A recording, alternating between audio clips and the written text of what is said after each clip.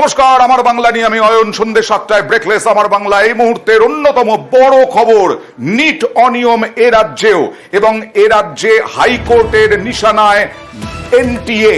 হাইকোর্টের নিশানায় এনটিএ। এক পরীক্ষার্থীর কথা ভেবে আজকে রাতেই বসছে কোর্ট, এরকমটাই জানা যাচ্ছে। কি হয়েছে এ রাজ্যে অনিয়ম, কথা বলবো প্রতিনিধি অর্ণবের সঙ্গে। অর্ণব, এই মুহূর্তে তোমার সর্বশেষ আপডেটটা দেব। বিচারপতি জয় সেনগুপ্ত তিনি এদিন বিকেলে, অর্থাৎ আজ বিকেলে ওই সল্টলেকের পরীক্ষার্থীকে নতুন করে পরীক্ষায় বসার নির্দেশ দিয়েছিলেন, কিন্তু সন্ধ্যে 6:30টার পর নতুন করে যে আদালত বসে, সেই আদালতে বসার পর তিনি তার সিদ্ধান্তকে পিছিয়ে আসেন এবং তার পিছনে তিনি যুক্তি দেন যেহেতু দেশের সর্বোচ্চ আদালত সুপ্রিম কোর্ট এই নিট মামলাটি এই মুহূর্তে বিচার করছে, সেখানেই বিচারাধীন রয়েছে। কাজে শীর্ষ আদালতকে সম্মান জানিয়ে সেখানে হাইকোর্টের সিঙ্গেল বেঞ্চ তার উপরে কোনো অর্ডার দিতে পারে না। এক্ষেত্রে নির্দিষ্ট কিছু আইনের বেড়া রয়েছে। তাই আগে যে নির্দেশ, অর্থাৎ এই পরীক্ষার্থী জিএনা মজুমদারকে পরীক্ষা বসার নির্দেশ তিনি দিচ্ছিল, সেটা তিনি প্রত্যাহার করে নিলেন। কিন্তু সমালোচনাটা রইল, যেটা ন্যাশনাল টেস্টিং এজেন্সির জন্য সমালোচনা, এবং কিভাবে একজন পরীক্ষার্থী যিনি ওএমআর এর একটা অংশ বিকৃত করা, অর্থাৎ সেটা ছেঁড়া অভিযোগ করেছেন পরীক্ষার্থী, সেটা জানার পরও সেই বিষয়ে ন্যূনতম ইনফরমেশনটুকু দিতে 1.5 ঘন্টা বসিয়ে রাখা হয়েছে। এবং শুধু তাই নয়, ন্যাশনাল টেস্টিং এজেন্সি এটা প্রথমে স্বীকার করতে চায়নি। তারা বলেছিল Guru Nanak institute of technology, যেখানে যে পরীক্ষা বসেছিলেন সল্টলেকের এই পড়ুয়া, সেই পরীক্ষায় বসার পর তাকে যে ওএমআরটা দেওয়া হয়, ওএমআর ছেড়ে থাকা অভিযোগ থাকলেও সেটা 5 মিনিটের মধ্যে নাকি তাকে সেটা জানিয়ে দেওয়া হয়েছে।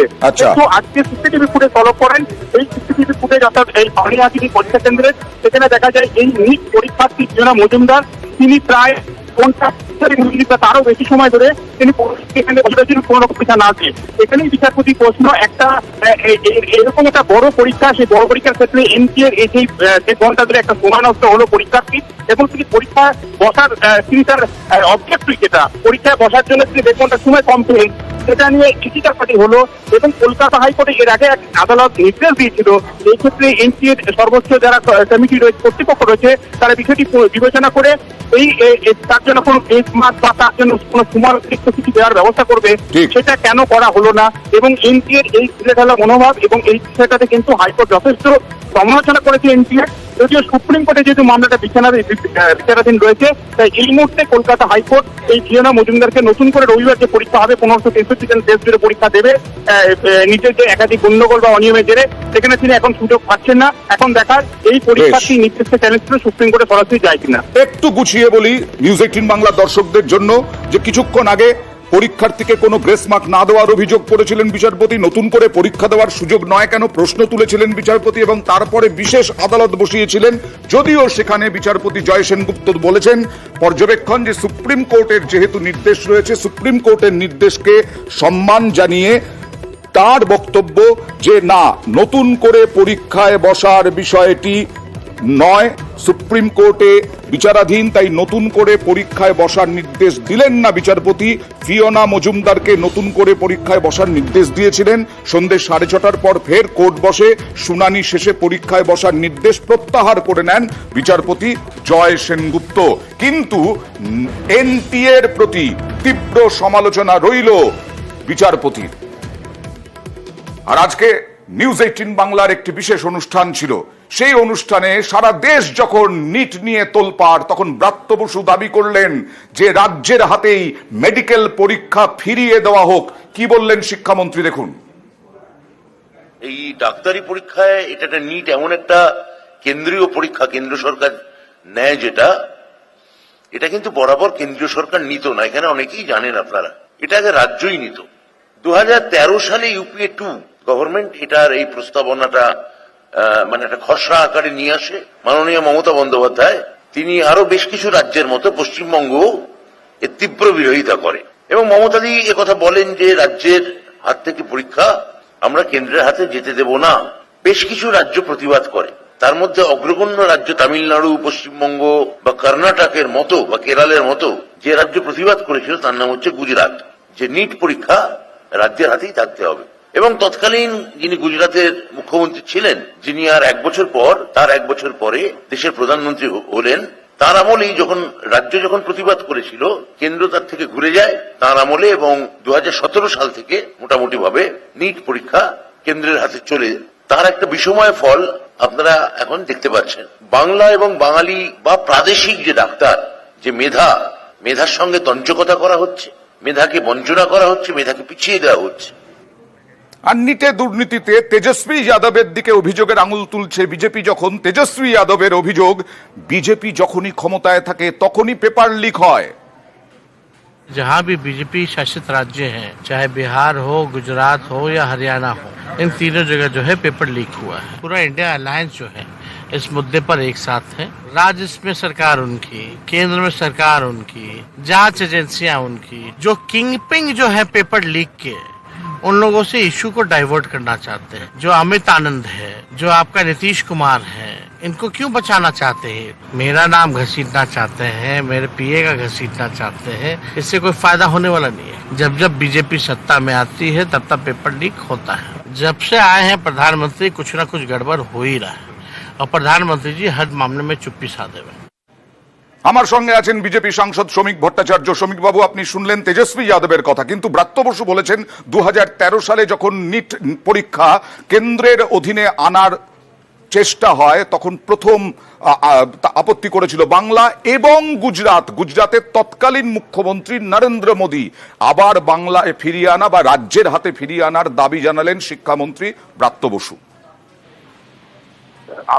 ব্রাত্য বসুর প্রশ্নকে আরেকটু সাপ্লিমেন্ট করে দিয়ে বলছি, তখন জিএসটি ইন্ট্রোডিউস করার কথা হয় তখনও বিরোধিতা করেছিলেন নরেন্দ্র মোদী, তখন তিনি গুজরাটের মুখ্যমন্ত্রী ছিলেন।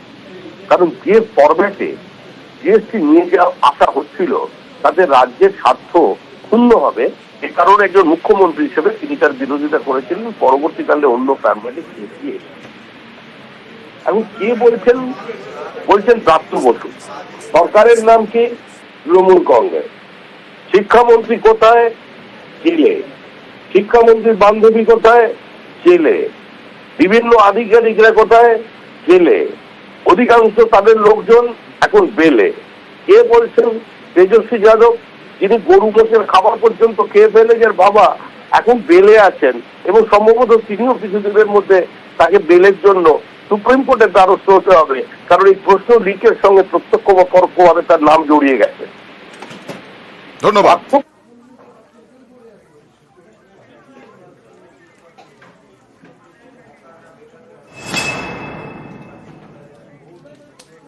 11 জুনের পর আবার গতকাল সরকারি জমি দখলে ক্ষোভ প্রকাশ করেছিলেন মুখ্যমন্ত্রী মমতা বন্দ্যোপাধ্যায়। গতকাল তিনি নির্দেশ দিয়েছিলেন বিভিন্ন পুলিশ অফিসারদের, এমনকি বিনীত গোয়েলকেও ক্ষোভের মুখে পড়তে হয়েছিল। আজকে তড়িঘড়ি বৈঠক, এবং সেই বৈঠক থেকে কি সিদ্ধান্ত দেখুন।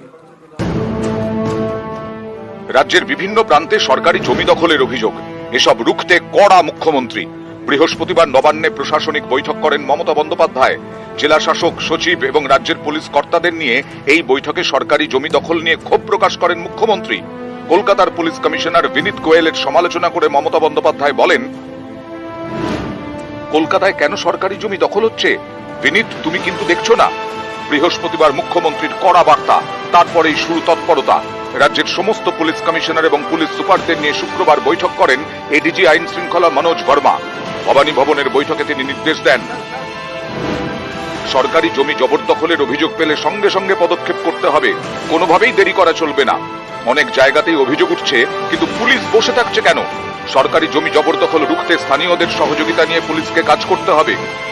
রাজ্যের নানা প্রান্তেই বারবার সরকারি জমি দখলের অভিযোগ উঠেছে। সম্প্রতি দক্ষিণ 24 পরগনার ক্যানিংয়ে পূর্ত দফতরের জমি দখল করে তৈরি বেআইনি দোকান ভেঙে পড়ে, একজন মারাও যান। এর আগে পশ্চিম মেদিনীপুরের ডেবরা বালিচক রাজ্য সড়কের ধারে সরকারি জমি দখলের অভিযোগ ওঠে।